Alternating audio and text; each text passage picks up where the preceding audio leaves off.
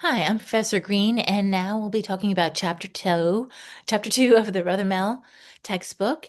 I'll go ahead and share my screen. This is the section two of chapter two. Great. And now we're going to talk a little bit about, as I mentioned before, about mission and and how that differs from vision. Um, so what an action organization actually does. So now we're going to talk about in our mission statement now we talk about the products and the services that it'll provide and the markets in which it will compete, right? And so as you can see how vision and mission can be confused, but if we look, in detail, they are actually quite different. So this defines now how the vision is accomplished. So, uh, mission strategic commitments are about credible actions that back up the vision and mission statements. These commitments are, hold on, oops. These are costly, they're long-term oriented, and they're difficult to reverse, right? So, we want to make sure when we implement these ideas that they are hopefully the right ones, right? We want to analyze these ideas and think a lot about them because if we need to backtrack, it can really hurt the organization. And so here we go, customer-oriented vision statements. And so, so these are the lofty goals, right? Amazon to be the Earth's most customer-centric company where customers can find and discover anything they might want to buy online, right? So it doesn't talk about any product, any idea, but just that you can find what you need online.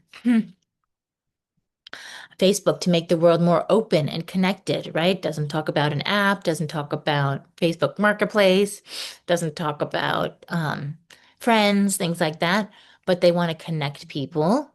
Um, and maybe another one, and IKEA, also very lofty, right? To create a better everyday life for the many people, right? And so that's probably translation from Swedish, but the whole idea is that they want to create life that for products that we use every day, like beds and sofas and desks, etc., for the masses, right? And so, talking more about values here, moving away from mission. Um, Values are the organizational, we have the organizational core values, and these include, our ethics, how we govern the behavior of individuals in the workplace, how we provide stability to the strategy, and they serve as guardrails to help keep the company on track. Um, and that these are, and sometimes we need to make sure that we think about ethics as different from legal standards, right? That they're not always one and the same. And so we help the values help employees understand the organization culture, deal with complexity, and resolve conflict as well. So kind of like a moral compass for the employees. And so the three approaches to organizational strategies, as we talked about in the learning objectives, are the strategic planning, a formal top-down approach. This is more for utilities and traditional large organizations, probably even Ford Motor Company, probably still. And then we also have a way to do that. Another approach is scenario planning. This is also a formal top-down approach, but it's a little bit more nimble. And then the third one is strategy as planned emergence. And this begins with the strategic plan, but it's a lot less formal. And this is where what we see helping in more startups. And I like to also connect this with history sometimes because it helps kind of orient ourselves.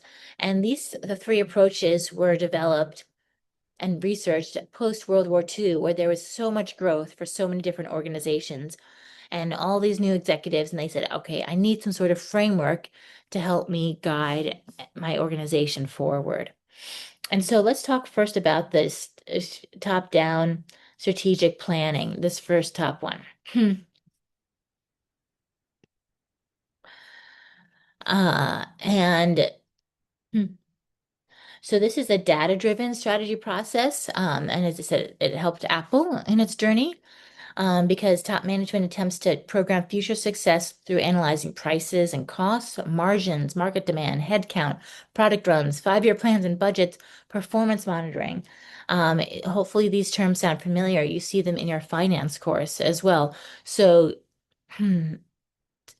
C-level executives gather all this information. That's why they're in meetings all the time, getting this information from all of their subordinates, right? Because there's going to be like one person or a team maybe in charge of products and costs. Then you have to go to a different person for market demand and a different person for headcount, right? That's HR.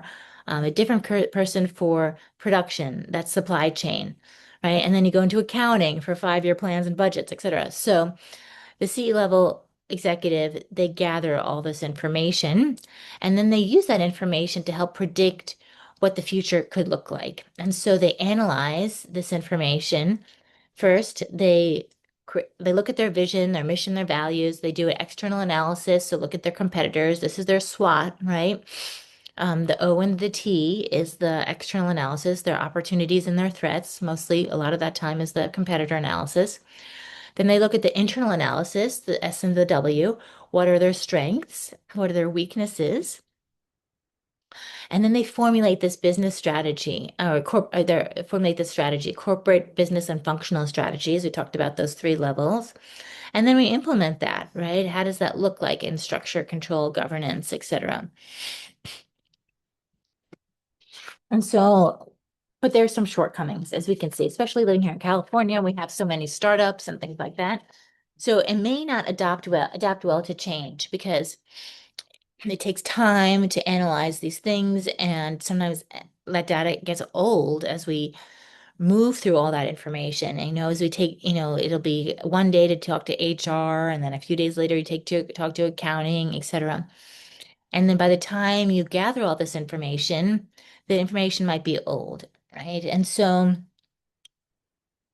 the formulation is really separate from the implementation. And the information flows only one way from C-level executives down to the subordinates. And as we'll see in a few minutes, they say that there is value as well from the information from the subordinates to go up to C-level because the subordinates are the one talking to the employees. I'm a big fan of that. And then also the leaders can be wrong, So as we saw, like Steve Jobs didn't predict the customer needs. Apple didn't engage in market research. Can you believe it? Right? He was just very headstrong about what he wanted to do. And so they really stumbled. As you know, they did not make, or hopefully they did not make money for years, decades. Apple wasn't making any money. And then finally, Tim Cook took over, and now their planning process has evolved. He much more of a traditional business leader, while Steve Jobs was more of an engineer, and let's just say didn't have, a huge background on how to run a business. And while they have amazing products, they also need to make sure that they know how to make money as well. Right? And that scenario planning, this is where we're a little bit more flexible. This is the second version of planning. This asks what if questions. So this is still direction coming from top management, but top management now is asking, okay, what if there's a different scenario? What if we have another pandemic? What if our competitor comes up with a different idea, etc. And so they can derive different strategic responses. And so optimistic and pessimistic futures are planned, which is great.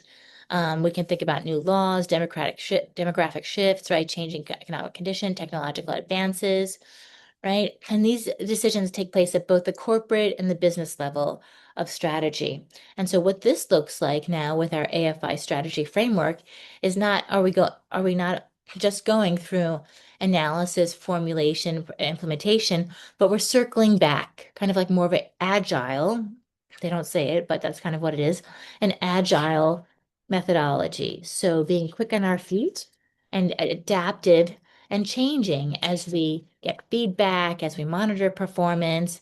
We then discard some ideas if necessary. If necessary, we activate and execute a new plan if necessary, etc. And so the approaches to scenario planning obtaining input from different levels, which is great. So now you're going like deeper into R&D, manufacturing, marketing, and sales. And then determine how to compete situational. So like if you're in a pandemic, if your competitor comes up with this product, right? So you're identifying different situations, different scenarios that could happen. And then you attach these probabilities into these future states. So it's, highly unlikely, hopefully, that we will have another pandemic, but it is quite likely maybe that a competitor might enter the market with a very good product. And they mention UPS in the textbook and how UPS goes through five or six different situations when they talk about strategy, right? How is AI going to affect our business? What if there's a terrorist attack, right? And communication models and transportation models shut down. What if the energy prices skyrocket because there's an oil fiasco, right, in the Middle East, and UPS depends on trucks and buses and planes and things like this. So yeah, so this is UPS would be an organization while it's very steady and stable because they are so vulnerable to so many things, like many organizations. It's a good idea for them to use scenario planning to look at the options and decide, okay, what if we had a hurdle at some stage? And let's talk about this Black Swan event, which is a lovely vocabulary word. You will hopefully remember this for the rest of your life. If you talk to anyone else who went to business school, they will also know what this is. I studied this, 30 years ago. It's the idea that there's a high impact of a highly improbable event, right? And so again, this could be like a pandemic. So it probably won't happen, but if it does, it won't happen. But if it does happen, it'll have a huge impact, right? And so it can affect the strategic planning. And people, once assumed 10 years ago that all swans were white and we should be fine. But when they had a black swan, they were really surprised and thrown off guard. And so we've seen this now in the United States from the 9/11 attacks.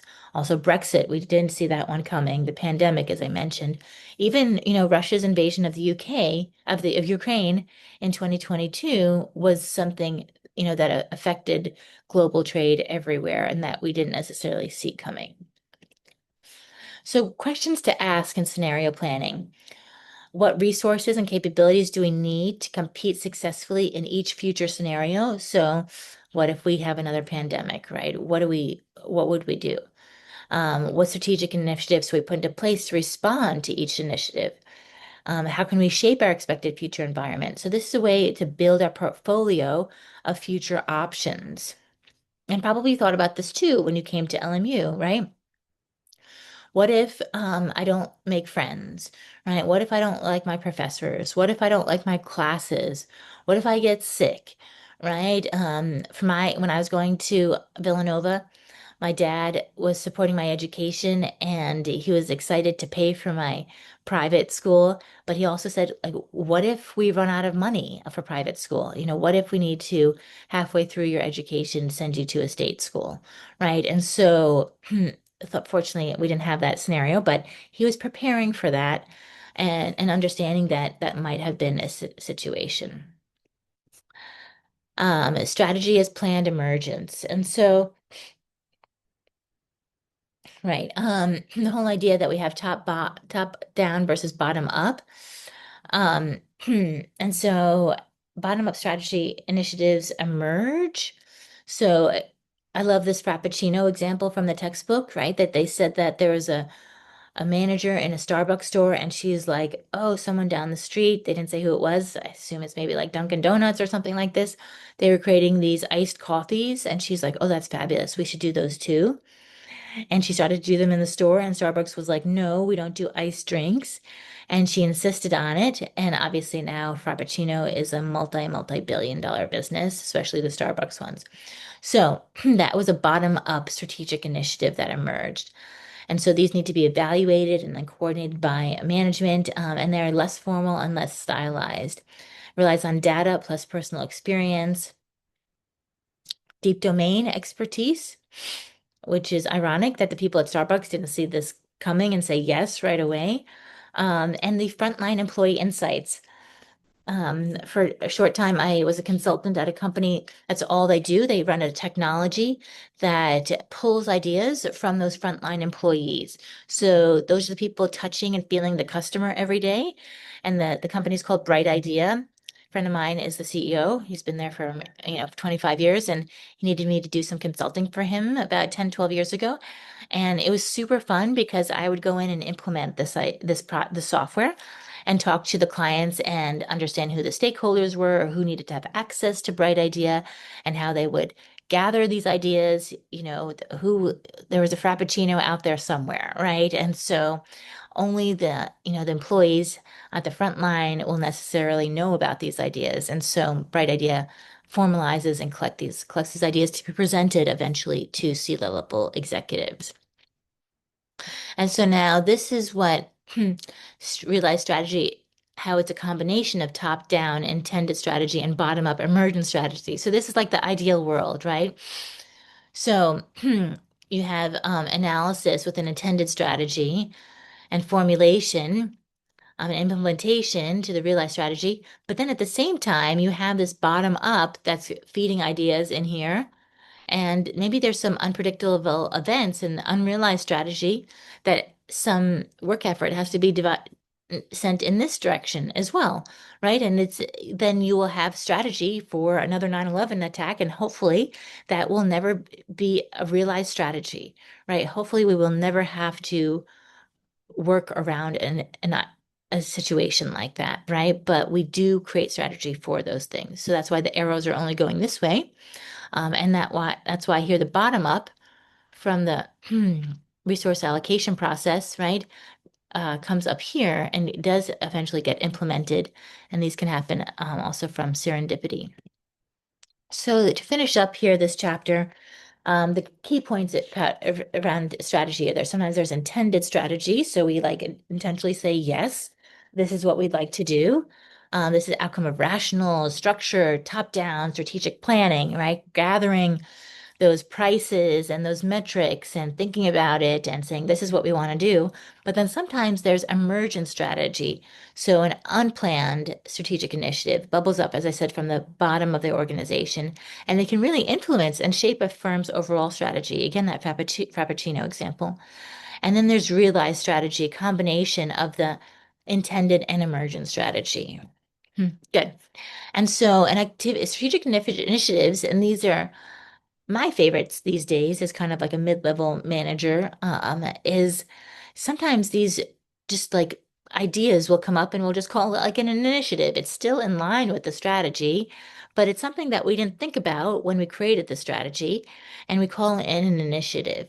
So it's an activity that the firm decides to pursue, explore, and develop. And these are for new products and processes, new markets, new ventures, and they can bubble up from deep within a firm through autonomous actions, just like through, an employee taking on that responsibility. We'll talk about these three in detail here. Serendipity, it just happens, and resource allocation process, RAP. So let's jump into these before I talk too much about them. So autonomous actions is, yes, the employee says, I want to work on this, so I'm going to move forward with this. And it's a response to unexpected situation. And we have this a lot now with AI. So AI is emerging, and C-level executives didn't predict that 4 or 5 years ago for the most part.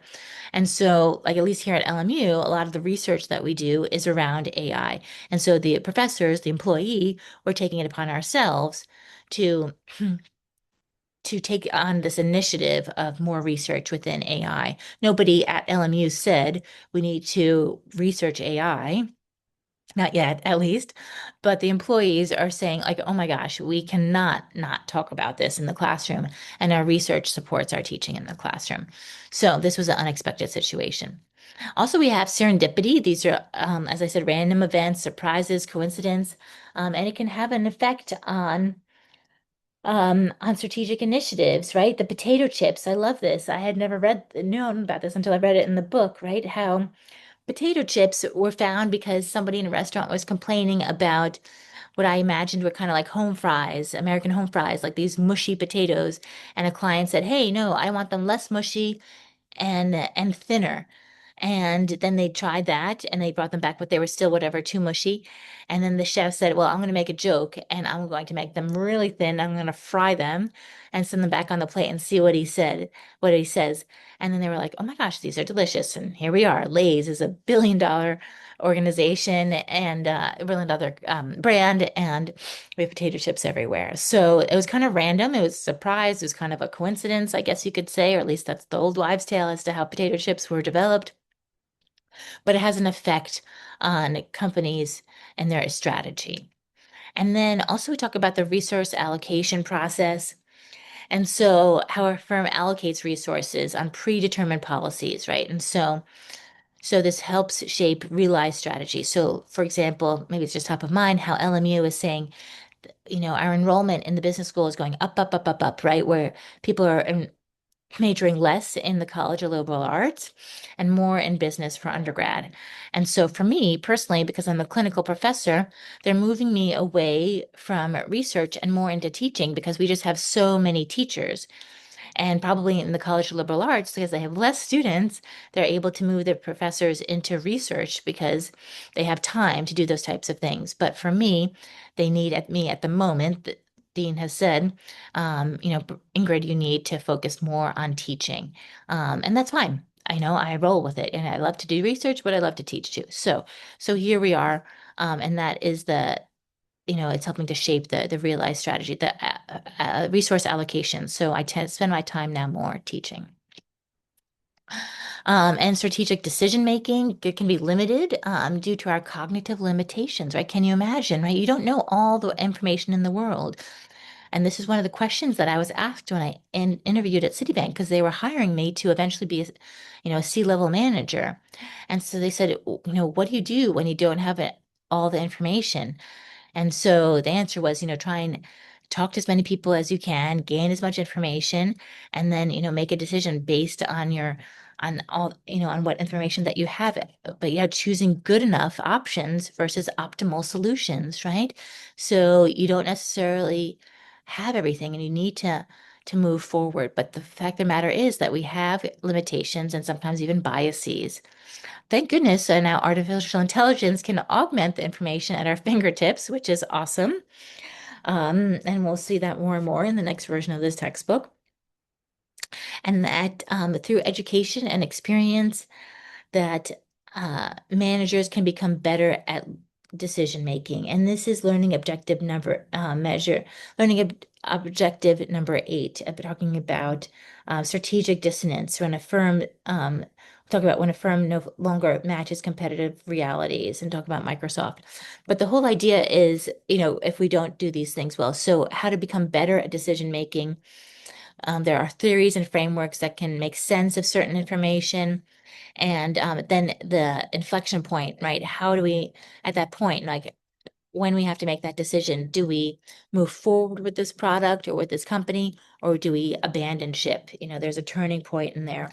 So if a firm will capitalize on an opportunity or if it will decline an opportunity. And this is with, a great example is Hewlett Packard, HP. They they decided not to move forward and they've really declined. And so sometimes it is hard to decide because they made such amazing products, amazing printers and amazing computers, but they didn't move as quickly as their competitors forward with the new technologies. And so again, how can we become better managers? And so there are two decision-making modes. As I mentioned, system one, which I think of as more American, right? It's kind of our default mode, our gut reaction. It's familiar, efficient, automatic. It's efficient, yes, because you make decisions quickly, requires, quote, little energy. But decision two, where is more common in Europe and Asia, it's more logical, analytical, deliberate, requires more energy, and it's much slower, right? And I'm reading a book now about from my colleague helping Italian startups, and he said that this is an amazing space to be because they make really great decisions, but unfortunately, it just takes a long time. And so the analogy in the book, the Dr. Rothermel spoke about, if you're hungry and you're tired, right? System one will force you to choose the ice cream, right? If you go to the shop at night. But if you're if you go at a time of day when you're more energetic and you're feeling more optimistic about the world, you might choose the salad because it's more logical and more deliberate, etc. But it obviously creates and requires more energy. And so, again, to summarize system one and system two, system one can be error prone. And maybe here in the US, we're more used to that. We're okay to go back and make changes and then go forward again. But in other places, as I said, in Europe, that they are more deliberate. I worked in Switzerland for a long time, and it hit me when in the first few days of working there and banking in my 30s that, wow, oh my goodness, this decision is going to take a minute to make that decision. So as opposed to the US, we make it much faster. And so there's some things we should be aware of as well, cognitive biases. And so I won't go through too much details because I think you become familiar with these in your managing people course, but important to understand that we have, biases, illusion of control, our tendency to overestimate our ability to control events. We think we're in charge of everything, but actually we're not. And I feel like as parents, sometimes we're like this. My husband is like this. He's like, oh, I can control everything in our son's environment. But you can't. Right? There could be a 9/11 event. There could be a bully at school. There could be a teacher that isn't so great, right? So we're trying to do as much as we can to control choosing a good school district, choosing a country that is stable to live in, right? Guiding him towards a group of friends that we think that could be healthy and happy for him. But at the end of the day, we actually don't have as much control as we think we do about our son's upbringing. Escalating commitment. Okay, yeah, I've seen this so many times. Continuing to support a project when it's showing sign that it might not succeed, right? And so, how do you say, okay, I'm tossing in the towel? Confirmation bias, this happens all the time. Search for information to support your existing beliefs, right? You think that something is going to happen, and so you look for information everywhere that confirms that, when at the end of the day, there's a lot of information that says that actually this might not work. Reason by analogy. And again, I see this with less educated managers in my experience. They use simple analogies to make sense out of complex problems, right? They realize that they think that, that this problem is simple when actually when you go to business school, graduate school, you realize, oh my gosh, these stories are much more complex than we other ever thought it might be. There's so many more stakeholders. That's why you talk about a stakeholder theory, making sure you understand who are the stakeholders in your project. Representativeness, drawing conclusions based on small samples or anecdotes. So again, good managers reach out to a lot of people to get their opinions and ideas. And then groupthink. So while you think that maybe this is a good thing, that people think about the same thing, it's actually groupthink is not a good thing, right? It's when opinions coalesce around a leader without the individuals critically evaluating or challenging that leader's opinion and assumptions.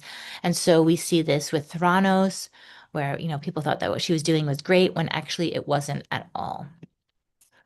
And so, how to improve decision making? Again, two different frameworks or techniques, right? The devil's advocacy, as I talked about in the learning outcomes, right? Challenge the alternative viewpoint. Say, what if things were to go wrong? As my dad said, like, what if we can't afford private education after year two? What public schools should we be looking at? And grew up in New York, so we looked at like SUNY Albany or SUNY Geneseo, and we had some things on the back burner. And we highlight like what could go wrong. And this allows us to offer some criticisms as well. Like maybe that wouldn't be so bad. Maybe it would be okay. Also, dialectic inquiry. I love this too. If you have the time and resources to do this, offer two alternatives and pitch those two alternatives on equal weight and see which one is best, and where compromises maybe can show up. And so you talk about the two opposite ideas, um, or somewhat opposite, and think about, or like if you're looking to buy a house, um, like right now, as I mentioned maybe in class, that we're looking to buy a vacation home in Europe. And so we've talked about Italy and Switzerland. And so we've talked about, okay, what would life be if we had a vacation home in Switzerland? And then what would life be like if we had a vacation in Italy? And we keep talking about these scenarios and keeps going back to the one in Switzerland we think would be a better investment because we're connected to that country, we speak the language, it's something that we could have a very long time, et cetera. It's more stable, the environment, the economy is more stable, et cetera. And so, how to use devil's advocacy to improve decision making. I think I've talked about this, but team one generates a course of action. Team two, it plays the devil's advocate. Team one then revises the course of action based on the ideas from team two. Team two then questions again and criticizes the course of action. And then eventually, and team one then revises it again. So then both teams agree on a course of action. So hopefully, the entire process takes place under the supervision of a higher level executive or team member. And then dialectic inquiry. So again, as I said, two different theses or antitheses. You debate these ideas and then you either choose one, the other, or combination. Like we're looking at maybe choosing a vacation home in the southern part of Switzerland near the Italian border, where it's a little bit warmer, and we can ski, go for lunch in Italy, things like this. Okay, thank you guys so much for joining me for chapter two. I hope you found that as enjoyable as I did, and I look forward to seeing you in chapter three, and talking more about strategic leadership.